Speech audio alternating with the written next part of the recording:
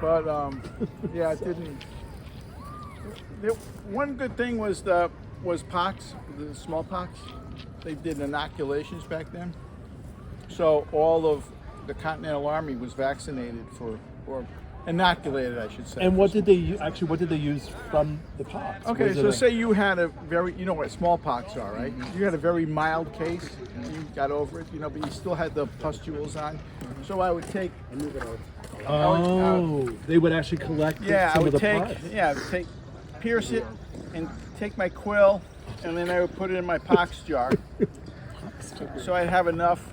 It says it's poison, but so I put enough serum in there, and then I would go to every one of you, and you would get hopefully the same infection as he got, very mild. In your mouth? No, I would prick the skin. I would make a cut on your skin, and then dip the quill and then put that in there. So pleasant. So that was an inoculation. Mm-hmm. By the end of the 18th century, they found out like the milkmaids were milking the cow. They were exposed to cowpox, and when the village was ravaged by smallpox, they weren't getting anything. So they found out if we use cowpox, it's the same thing, except no one really dies from it, And so now the French called it, the English translation is from the cow, but the French call it vaccine. So if you get a vaccine, that literally means from the cow, even though it's not from the cow anymore. I didn't. Yeah. So that's the beginning. To make sure that our muskets are clear, we are working with 3 different kinds of muskets. First up, we've got the original Longland pattern Brown Bess. This is the first model. It's longer. If you stand them side by side, this one is significantly longer. The other musket we're working with is a Charleville, 1763, I believe. This was provided by the French to us during the Revolution. Later on in the war, this becomes more standard than the Brown Bess in both forms. The Brown Bess was the primary weapon of the British Army at the time. So, to start things off, we are going to safety. Poise your firelocks. In unison, the men come to the poised position. They will open their pans, half-cock their firelocks, so that their NCO or their commanding officer can check. That check includes pressing on the trigger and fiddling with the hammer. All of you modern gun lovers will get confused because you'd all think that this would be the hammer. On modern guns, that's what this is. This is in fact called the cock. Who here has heard of the phrase going off half-cock? Good number of you guys, right? What that means is if this trigger gets pulled, there's a problem with it, this will go off at half-cock. We don't want that. That is a very, very bad thing for both soldiers of the American Revolution and any soldier, but also for reenactors. We do take safety very, very seriously. So once they've come through this, they will go back to the shoulder. Their commanding officer or their non-commissioned officer will give the order to prepare to cast about and spring rammers. Cast about and spring rammers. What they're doing, they're lowering everything. Don't worry. The NCO or commanding officer will point to the soldier and he will ping the bottom of his barrel. I'm taking your ramrod. This ramrod is stuck. I'll have to take half his ration later. That's a clean barrel. If it makes a thunking sound or anything that isn't that sound, that is a barrel that has something in it. That is not good. As a reenactor, we don't want to see that. Some of us will use these as ranges on private property for live shooting. That's why we do this, is in case somebody uses that sort of thing. Return rammers. The soldiers will all hold their muskets and hold their hand in front of the musket. Don't entirely know why they do it like that, but it works for them. Shoulder, firelock. None of you have hammer stalls on. So, another safety device that we use is called the hammer stall. All it is a piece of leather. I'm going to take your musket, Private. So that if the gun is fully cocked, it's on full cock, and you pull the trigger, it won't create a spark. It is a modern safety implement in addition to our flash guards, which throw the explosion from the musket going off up into the air instead of into the person that's immediately on our right. All right, I think we're ready to attempt the fire. So, prime, man, load.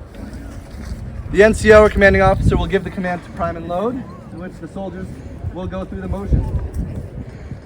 They will take, where's my card?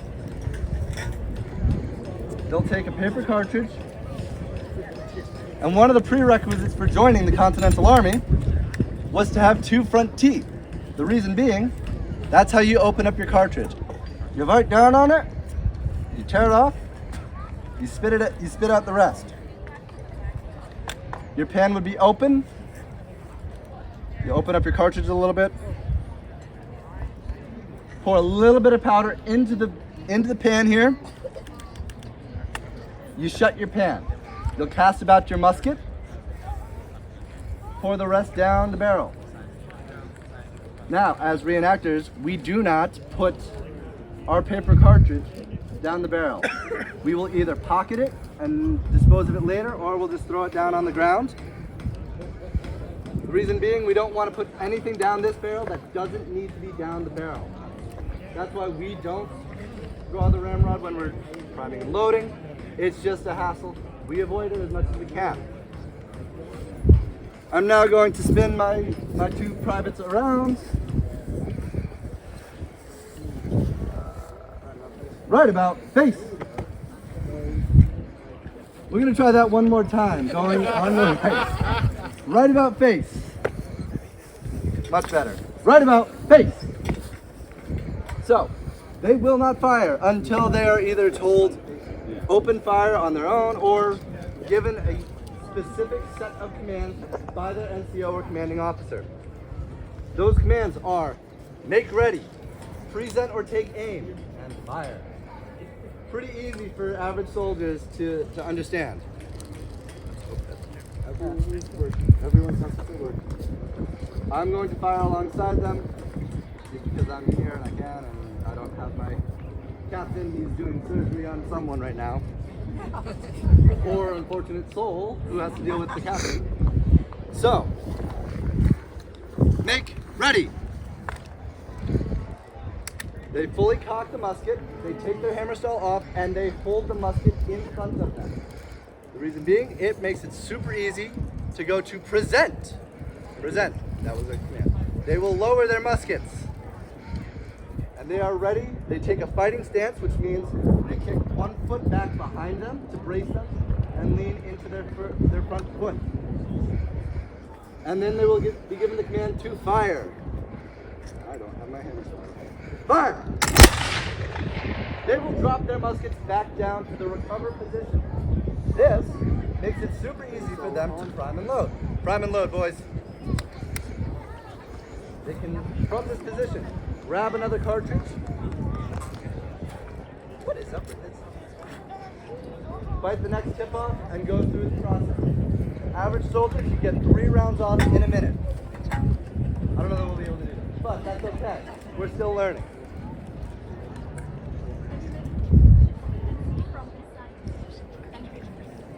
I'm gonna stand over here so that this way I'm not down right now. All right, make ready. Present. Fire.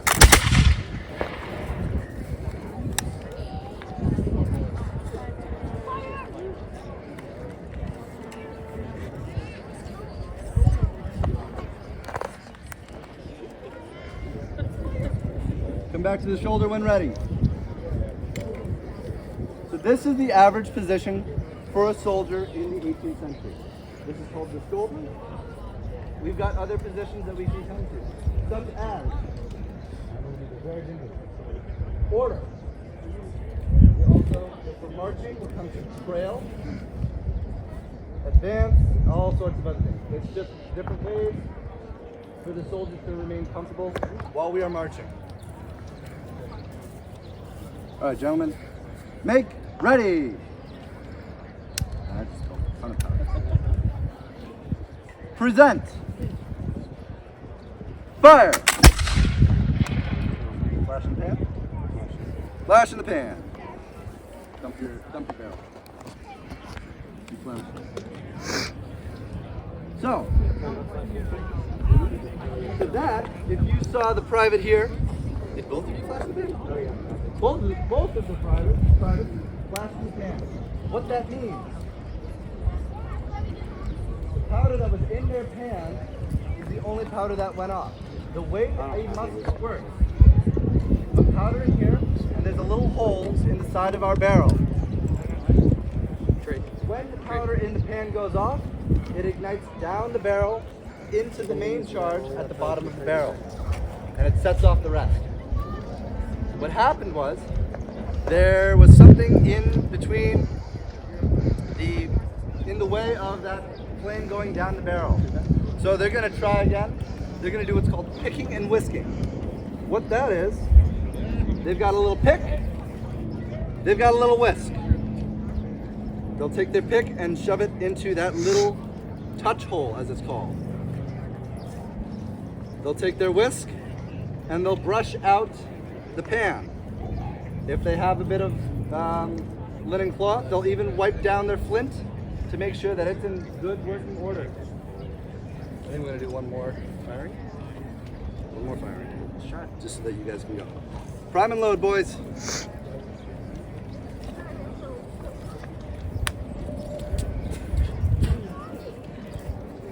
Man, Tom's musket fire is so much better than mine does right now.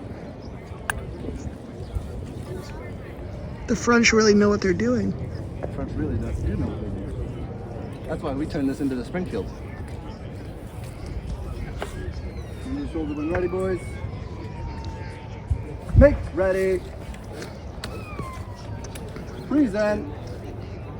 Fire. Wow. Shoulder, fire lock. Hammer stalls on. Right about face. Now you'll notice when he came about, he slaps his cartridge box. One of the reasons why we do that, when we're in battle, this does not get toggled shut. It stays open. So if we need to turn around really quickly and turn tail and run, we don't want all of our cartridges falling out. We don't want to give them to the British. That's the last thing we want to do. So we hold on to our cartridges by slapping this cartridge box and holding it tight, as the private is demonstrating. Does anyone have any questions? Any questions at all? Yes, my friend. When was the revolution?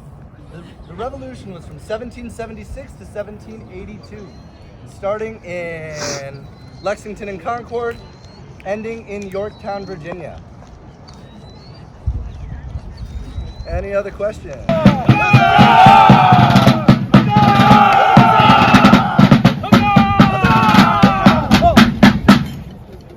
Shoulder, fire line. So that is how you scare the absolute bejesus out of the enemy. That is how Europe was won. That is how Europe was lost. That is how we won the American Revolution. Fire a couple of rounds, make them scared, then you chase them from the field. Now, if they resist, now it gets really bloody and gory, and this is a kid's show. We're not going to demonstrate that today. Our insurance policy doesn't allow for that.